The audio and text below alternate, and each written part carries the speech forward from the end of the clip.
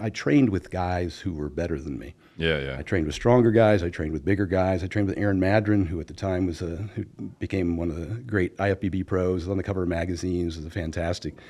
And at some point back in 1997, a couple things happened. One is I looked at Aaron, I looked at me as we were posing in front of the mirror, and I realized there's a big difference here, you know, between a guy who's shaking his tricep and is flapping like this, and his calves are like 21 inches, and, you know, quads were like 34.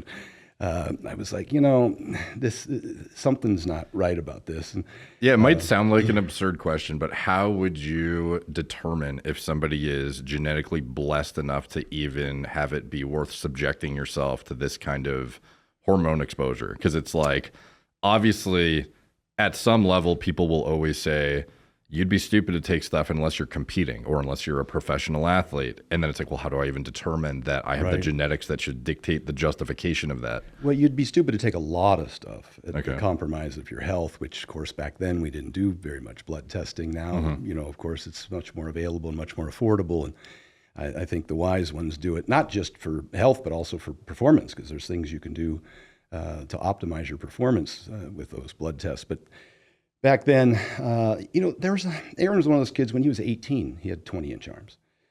You look at guys like Jay Cutler. Wasn't he teen national champion? He was 18, 19 years old. I think he said he weighed about the same at 19 as he did at 30 when he was winning the Olympia. Obviously, there was a transformation in terms of lean muscle tissue, but these are big guys. I mean, the same would be true of, say, Branch Warren. Didn't he win teen nationals when he was 18 years old? I think he came like short, just second place to Jay. I think that was the only time he lost. There's, as we know, genetics reign supreme, and part of genetics can be how responsive you are to performance-enhancing drugs. It's interesting though, because you mentioned how you weren't like a fast gainer when you took it. You didn't notice a big bump of 30 pounds quickly. So it's like, how would you have determined, if you were to suggest, or I don't know, oversee yourself back then, your response was good enough to actually justify shooting for a pro card? Yeah.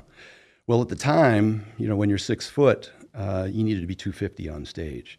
We didn't have the men's classic bodybuilding or you know, the men's, the mankini. What is that? The men's physique. Yeah. We didn't have that. I wish we did, because I've never had great legs. The board shorts would have been to my advantage.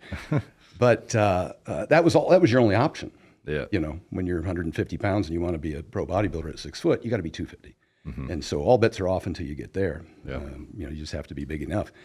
But some people respond much better than others. And we saw that there were many bodybuilders who you would see in the off season would lose 40, 50 pounds. The names are escaping me now. Paul Dillette was one. Kevin Leveroni. But like, obviously he admittedly would come off of everything seemingly purposefully and like melt himself. Yeah, and we learned lessons about that, about lasting and cruising, and a lot of people thought they had to clean out their receptors and this, that, and the other, but they just ended up losing a ton of muscle. But when they would go back on, they would just explode in growth.